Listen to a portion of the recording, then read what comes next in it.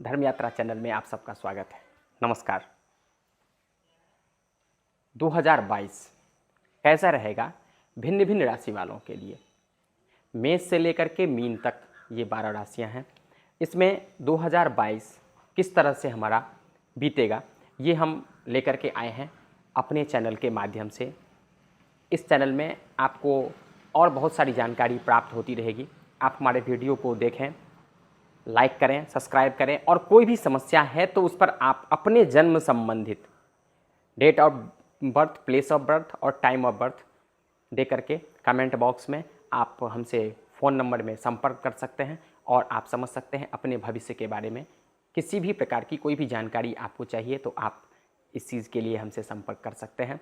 हम बताते हैं कि ये राशि के हिसाब से, चंद्र लग्न के हिसाब से किस तरह से आपका 2022 बीतने वाला है।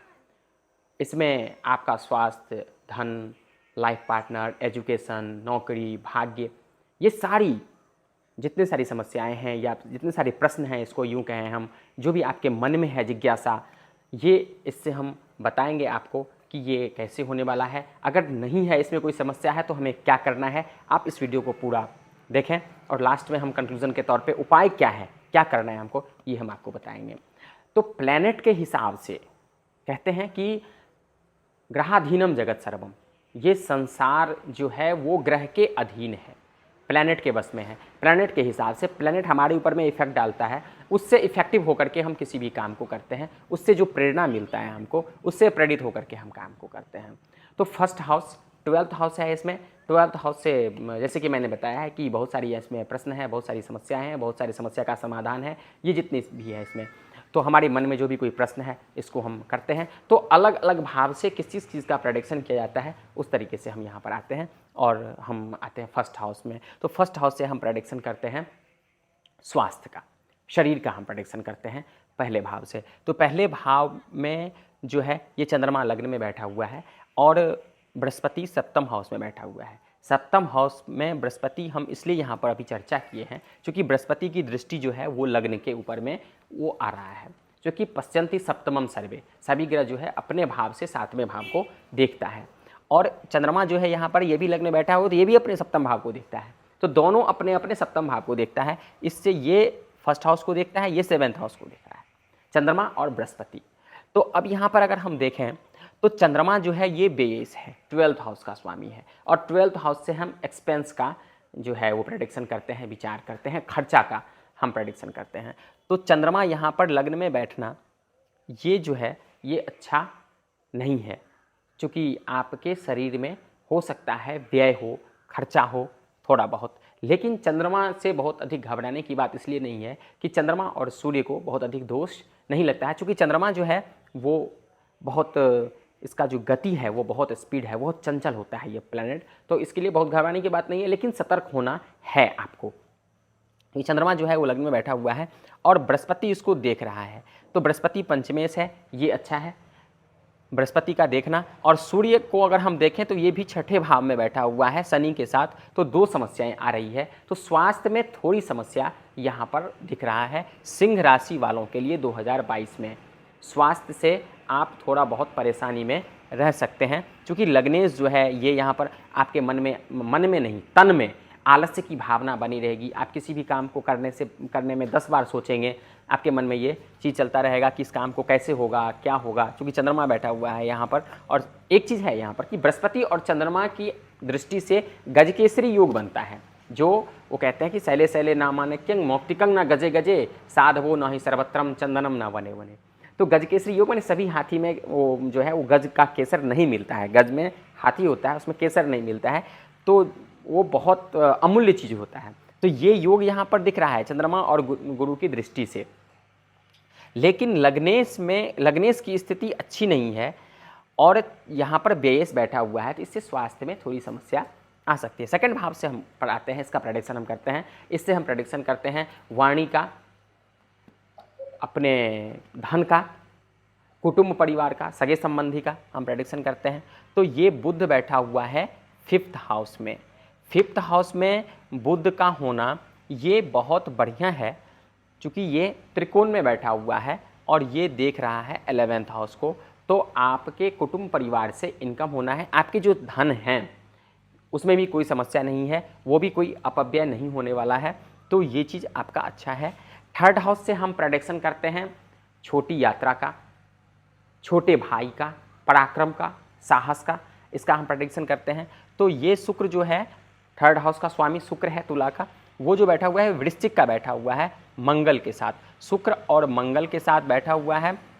और एक चीज़ यहाँ पर, ये जो शुक्र है ये दशमेश भी है, तो ये बहुत बढ़िया है। आप हो सकता है कि ट्रैवलिंग करें छोटी यात्रा में, आप ये 1100, 1200, 1500 किलोमीटर के रेंज में आप कहीं पर घूम के भी आ सकते हैं। तीर्थ यात्रा में आप जा सकते हैं, चूँकि शुक्र और मंगल जो है, चूँकि मंगल आपका भाग्येश भी है, धर्म स्थान हम आ रहे हैं वहाँ पर, तब हम प्रेडिक्शन के तौर पे आपको वो चीज़ हम और क्लियरिफिकेशन होगा आपका। तो ये मंगल और शुक्र होने से आपकी छोटी यात्रा बनी रहेगी। फ्रेंड सर्किल में आपका बहुत बढ़िया होगा, फ्रेंड से बहुत सहयोग मिलेगा। और छोटे भाई से भी, अगर आपके घर में आपसे छोटे भाई हैं तो उसका, और छोटे भाई अगर नहीं हैं तब फ्रेंड सर्किल में आपका जो मित्र है उससे आपका ये बहुत सहयोग मिलने वाला है। तो ये, और चतुर्थ भाव का मंगल अपने घर का वृश्चिक का बैठा हुआ है, तो ये बहुत बढ़िया है। फोर्थ हाउस से हम प्रेडिक्शन करते हैं जमीन जायदाद का, माता का, स्त्री का, ये हम फोर्थ हाउस से प्रेडिक्शन करते हैं। वाहन का प्रेडिक्शन हम करते हैं फोर्थ हाउस से।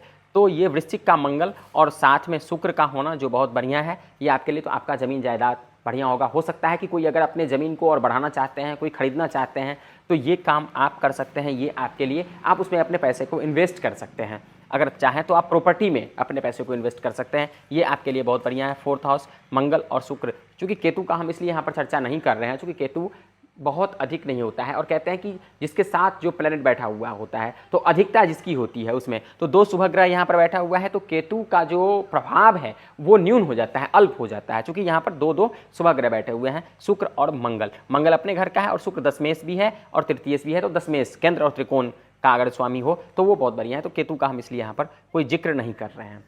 फिफ्थ हाउस से हम प्रेडिक्शन करते हैं विद्या और बुद्धि का, तो संतान का।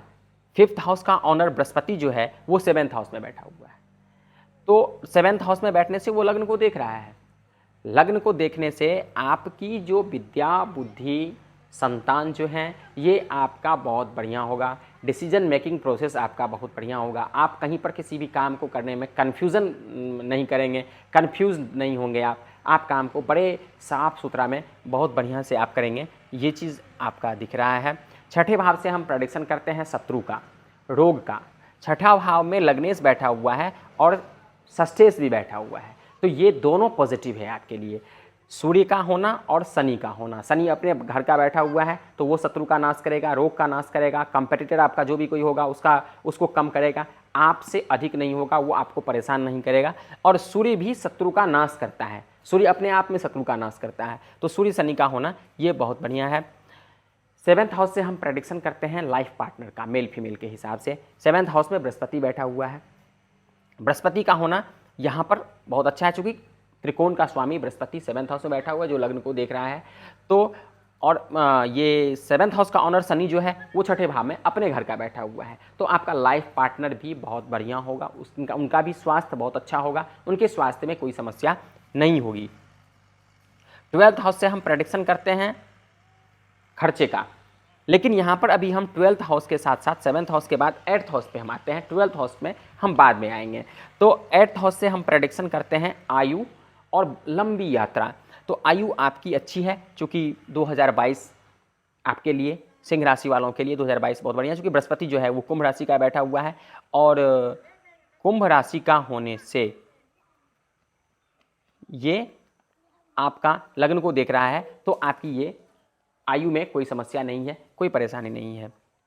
अगर हम यहाँ पर अब प्रेडिक्शन करते हैं हम भाग्य स्थान, नाइन्थ हाउस से हम प्रेडिक्शन करते हैं भाग्य का, ऐश्वर्य का, धर्म यात्रा का, आस्था का, अपने गुरु का, ये प्रेडिक्शन हम करते हैं। इसका स्वामी मंगल जो है वो चतुर्थ हाउस में बैठा हुआ है और ये 10वें भाव को देख रहा है। तो आप, और एक चीज़ यहाँ पर यह है कि राहु जब बैठा होता है 10वें भाव में, तो ये भी धार्मिक प्रवृत्ति बनाता है, हम धार्मिक हो जाते हैं, बहुत अधिक धार्मिक हो जाते हैं, धर्म में हम रुचि लेने लगते हैं, बहुत सारे धार्मिक किताब को पढ़ते हैं, धर्म ग्रंथ को हम पढ़ते हैं, बहुत सारे देवी देवताओं का हम पूजा करते हैं, और ये बहुत अच्छी बात है, हमें करना भी चाहिए। तो मंगल यहाँ पर बैठा हुआ है, तो आपका भाग्य भी अच्छा है, आप धर्म क्षेत्र में भी प्रेरित रहेंगे, गुरु के प्रति आपका सम्मान बना रहेगा, निष्ठा बना रहेगा, जिस भी किसी को आप मानते हैं उसमें।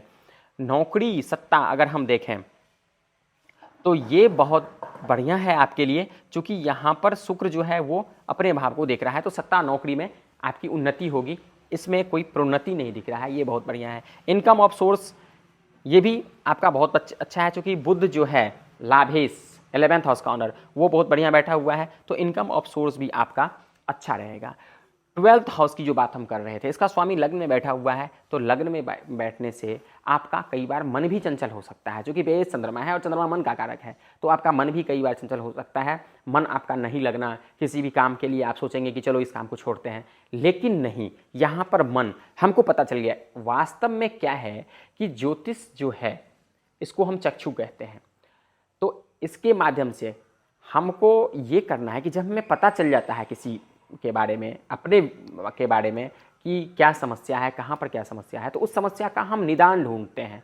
या फिर कई बार क्या होता है कि हमारे ज्योतिषी कहते हैं कि इसका निदान तो नहीं होने वाला है, तो दैट टाइम हमको क्या करना चाहिए कि हमको जब पता चल जाता है कि ये होना है, तो हमको उससे परेशान नहीं होना चाहिए, हमको प्रेशर में नहीं आना चाहिए, टेंशन में नहीं आना चाहिए, ये चीज़ से हम मुक्ति पालें कि ये होना है। जैसे कि बारिश होता है तो हम छाता लेकर के चलते हैं, रोशनी नहीं रहती है तो हम कोई रोशनी का इंतज़ाम करके, कृत्रिम रोशनी का इंतज़ाम करके हम वहाँ पर जाते हैं। वही है ज्योतिष, कि जब हमको पता चल जाता है कि ये चीज़ ऐसा है, तो हम उसके लिए बहुत अधिक टेंशन नहीं लेते हैं, हम डिप्रेशन में नहीं आते हैं, तो ये चीज़ है। तो चंद्रमा जो है ये आपको थोड़ा मन को चंचल कर सकता है, परेशान कर सकता है, तो इससे बहुत अधिक आप घबराना नहीं है आपको। आप क्या करेंगे, तो सोमवार के दिन शिव जी का जो है वो आप पूजा करें बड़े श्रद्धा से, अगर हो तो प्रत्येक दिन करें, अगर टाइम के अभाव में, समय के अभाव में समय नहीं हो तो आप एक दिन भी कर सकते हैं, सोमवार से सोमवार भी आप कर सकते हैं, और ये करने से 2022 सिंह राशि वालों के लिए अच्छा फल देगा। बहुत बहुत धन्यवाद।